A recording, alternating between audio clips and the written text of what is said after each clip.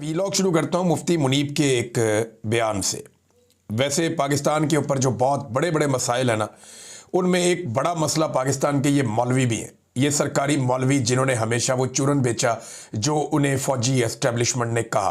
अब मुफ्ती मुनीब का ज़रा स्टेटमेंट आप देखें, फिर मैं इनका पोस्टमार्टम करता हूँ। और ये बड़ा ज़रूरी है, इनको अगर शीशा ना दिखाया तो ये पूरे पाकिस्तान का हुलिया बिगाड़ देंगे मौलवी मिलके। ये देखें क्या कह रहे हैं, सियासत इसका नाम है। ये मौलवी सिखाएगा हमें कि सियासत क्या होती है। सियासत इसका नाम है। इंतखाबी मुहिम के दौरान ट्रंप अमेरिका के मौजूदा मुंतखब मेयर ममदानी की शदीद मुखालफत कर रहे थे। वैसे अमेरिका नहीं, वो न्यूयॉर्क का है।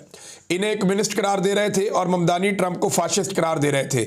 लेकिन अब उनकी मुलाकात खुशगवार माहौल में हुई। दोनों ने एक दूसरे के बारे में मुस्बित जज्बात का इजहार किया, तलखियों को भुला दिया और न्यूयॉर्क की तरक्की के लिए मिलजुल कर काम करने का अज़म का इजहार किया। मीडिया के नुमाइंदों ने उनको जोश दिलाना चाहा, मगर उन्होंने जज्बात पर काबू रखा। और इसके बरक्स हमारे यहाँ सियासी इख्तलाफात को ज़ाती दुश्मनी में बदल दिया जाता है और एक दूसरे की शक्ल तक देखना गवारा नहीं करते। मुफ्ती मुनीबुर रहमान ये कहना क्या चाह रहा है मौलवी, मैं आपको बताता हूं कि अगर ममदानी का मैंडेट चोरी कर लेता डोनाल्ड ट्रंप, तो क्या ममदानी और डोनाल्ड ट्रंप एक दूसरे की शक्ल देखते? मुफ्ती साहब, दो नंबरी ना करें, फ्रॉड ना करें। आपने मर जाना है और मर के जाके अल्लाह को आपने जवाब देना है। आपको डर नहीं लगता? आप कुरान और हदीस की रोशनी के अंदर बात करने की बजाय आप लोगों को बेवकूफ़ बनाते हैं। आप इस्लाम का चूरन बेचते हैं। कुरान पाक में उन लोगों का जिक्र है जिन्होंने अल्लाह की आयतें सस्ते दामों बेच दी, और आप उन लोगों में से एक अपने आप को साबित करने पर तुले हैं। मुफ्ती साहब, शर्म आनी चाहिए आपको। आप यह क्या बात कर रहे हैं? क्या आपने कभी बात की कि जाली फॉर्म 47 क्यों जारी किया गया? क्या आपने कभी बात की कि जनाब एस्टेब्लिशमेंट ने पाकिस्तान तहरीक इंसाफ का पूरा इलेक्शन कैसे चोरी कर लिया? क्या आपने कभी ये बात की कि 17 सीटों वाले को वज़ीर आज़म कैसे बनाया? क्या आपने कभी ये बात की कि एक पॉलिटिकल पार्टी जो 180 से ज़ायद सीटें जीत रही थी, वो कैसे उसको आपने ले जाके अपोजिशन में बैठा दिया और उसकी आधी से ज़्यादा सीटें छीन ली? क्या आपने कभी इसके ऊपर बात की कि इद्दत वाला घटिया केस क्यों बनाया गया? क्या आपने कभी इसके ऊपर बात की कि मखसूस नशिस्तें जो है वो माले गनीमत की तरह क्यों बांट ली गई? मुफ्ती साहब, आप तो उन बेचारे मौलवियों के लिए भी नहीं बोले जो तहरीक लब्बैक के थे, जिनकी लाशें गिरी मुरीदके में, और आप उनके सर के ऊपर पहले बदमाशी करते थे और उसके बाद आपने उनके खून का भी सौदा कर दिया। और अब आप कौम को सिखाएंगे कि क्या होती है जमहूरियत और क्या होती है सियासत, ये आप बताएंगे? मुफ्ती साहब, डोनाल्ड ट्रंप ने अमरीकी एस्टेब्लिशमेंट के खिलाफ इलेक्शन जीता था। वहां पे वो फॉर्म 47 जारी नहीं किया उन्होंने डोनाल्ड ट्रंप की हुकूमत को तस्लीम किया, तभी उनका निज़ाम आगे चला है।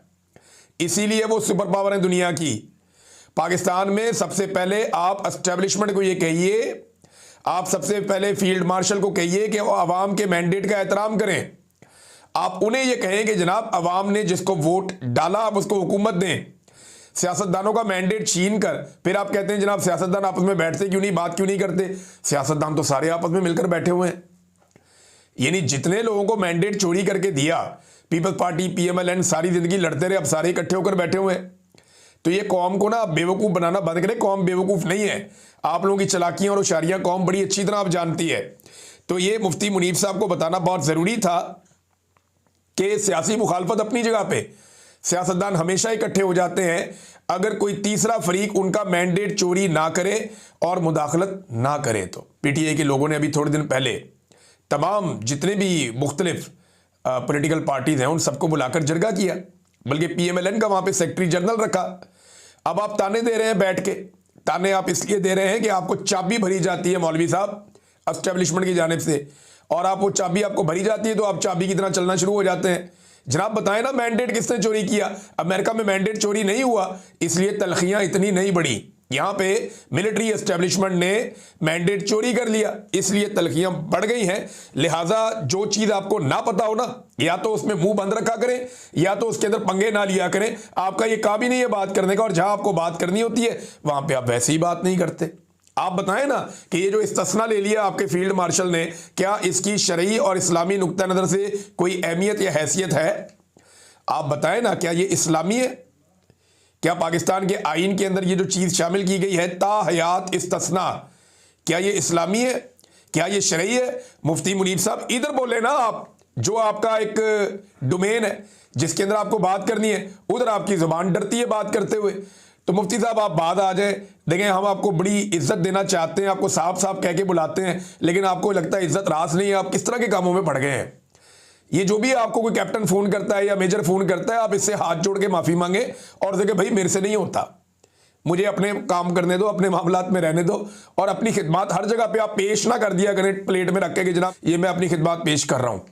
तो अपनी खिदमत को अपने तक आप रखें और बिला वजह हर चीज के अंदर आप ना उलझें। ये जमहूरियत का मामला है, आज़ादी इज़हार राय का मामला है, ये इंसानी हुकूक का मामला है, और इसके अंदर पंगेबाजी ना करें।